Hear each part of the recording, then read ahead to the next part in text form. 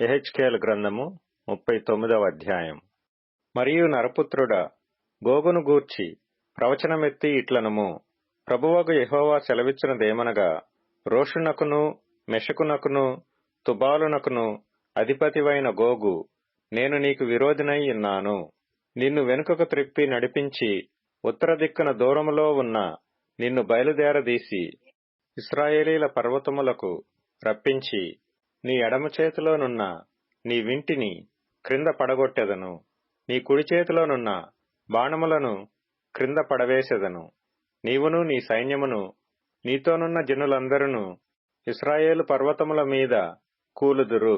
నానా విధమైన క్రూర పక్షులకును దుష్ట మృగములకును ఆహారముగా నిన్ను ఇచ్చెదను. నీవు పొలము మీద కూలుదువు. నేనే మాట ఇచ్చియున్నాను. ఇదే ప్రభువగు యెహోవా వాక్కు. నేను మాగోగు మీదికిని ద్వీపములలో నిర్విచారముగా నివసించు వారి మీదికిని అగ్ని పంపెదను. అప్పుడు నేను యెహోవానై ఉన్నానని వారు తెలిసికొందురు.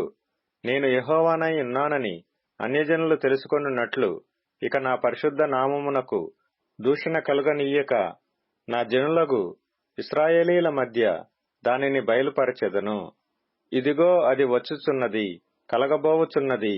నేను తెలియజేసిన సమయమున అది జరుగును. ఇదే ప్రభువగు యెహోవా వాక్కు.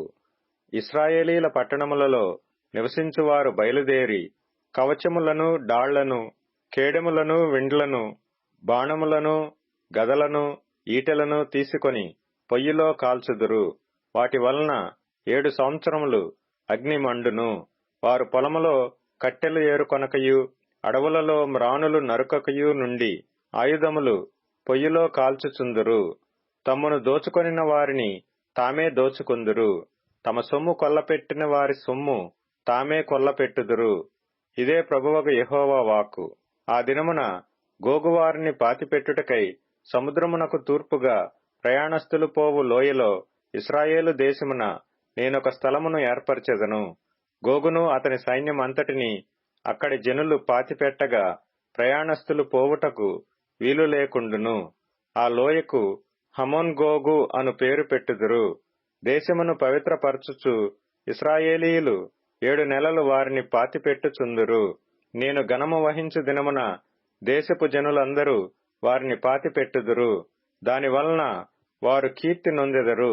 ఇదే యెహోవా వాక్కు. దేశమును పవిత్రపరచుటకై దానిలోనున్న కళేబరములను పాతిపెట్టు వారిని దేశమును సంచరించి చూచుచు వారితో కూడా పోయి పాతిపెట్టు వారిని నియమించెదరు. 7 నెలలైన తరువాత దేశమునందు తనిఖీ చేసెదరు. దేశమును సంచరించి చూచువారు తిరుగులాడుచుండగా మనుష్యశల్యమొకటి అయినను కనబడిన ఎడల పాతిపెట్టువారు హమోన్ గోగు లోయలో దానిని పాతిపెట్టు వరకు అక్కడ వారేదైనా ఒక ఆనవాలు పెట్టుదురు. మరియు హమోనా అను పేరు గల ఒక పట్టణముండును. ఈలాగున వారు దేశమును పవిత్రపరచుదురు. నరపుత్రుడా, ప్రభువైన యెహోవా సెలవిచ్చినదేమనగా, సకల జాతుల పక్షులకును భూమృగములకన్నిటికిని ఈ సమాచారము తెలియజేయము. నేను మీ కొరకు వధించు బలికి నలు దిక్కుల నుండి కూడి రండి. ఇశ్రాయేలీల పర్వతముల మీద నొక గొప్ప బలి జరుగును. మీరు మాంసము తిందురు, రక్తము త్రాగుదురు. బలాఢ్యుల మాంసము తిందురు. భూపతుల రక్తమును, బాషానులో క్రొవ్విన పొట్టేళ్ల యొక్కయు, గొర్రెపిల్లల యొక్కయు, మేకల యొక్కయు, కోడెల యొక్కయు రక్తము త్రాగుదురు. నేను మీ కొరకు బలి వధింపబోవుచున్నాను. మీరు కడుపారా క్రొవ్వు తిందురు.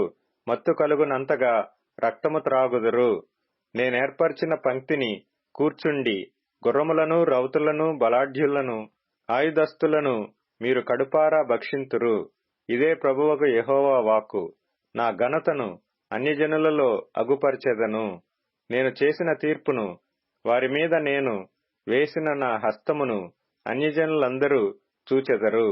ఆ దినము మొదలుకొని నేనే తమ దేవుడైన యెహోవానై ఉన్నానని ఇశ్రాయేలీలు తెలిసికొందురు. మరియు ఇశ్రాయేలీలు తమ దోషమును బట్టి చెరలోనికి పోయిరనియు వారు విశ్వాసఘాతకులైనందున నేను వారికి పరాన్ముఖుడనై వారు ఖడ్గము చేత కూలునట్లుగా వారిని బాధించు వారికి అప్పగించితననియు అన్యజనులు తెలుసుకొందురు. వారి అపవిత్రతను బట్టియు అతిక్రమ క్రియలను బట్టియు నేను వారికి పరాణ్ముఖుడనై వారికి ప్రతీకారము చేసితిని. కాబట్టి ప్రభువగు యెహోవా సెలవిచ్చినదేమనగా, నా పరిశుద్ధ నామమును బట్టి రోషము కలిగిన వాడనై యాకోబు సంతతి వారిని చెరలో నుండి రప్పించెదను. ఇశ్రాయేలీయులందరి ఎడల జాలిపడెదను. వారు నా ఎడల తాము చూపిన విశ్వాసఘాతుకమును తమ అవమానమును తాము భరించుదురు. నేను అన్యజనులందరిలో నుండి వారిని సమకూర్చి వారి శత్రువుల దేశములో నుండి రప్పించిన తరువాత వారు సురక్షితముగాను నిర్భయముగాను తమ దేశములో నివసించినప్పుడు వారి యందు అన్యజనులనేకముల ఎదుట నన్ను పరిశుద్ధపరచుకొందును. అన్యజనులలోనికి వారిని చెరగా పంపి వారిలో ఎవరిని ఇకను అచ్చట ఉండనీయక తమ దేశమునకు వారిని సమకూర్చిన సంగతిని బట్టి నేను తమ దేవుడైన యెహోవానై ఉన్నానని వారు తెలిసికొందురు. అప్పుడు ఇశ్రాయేలీల మీద నేను నా ఆత్మను కుమ్మరించెదను గనుక నేనికను వారికి పరాణ్ముఖుడనై యుండను. ఇదే ప్రభువగు యెహోవా వాక్కు.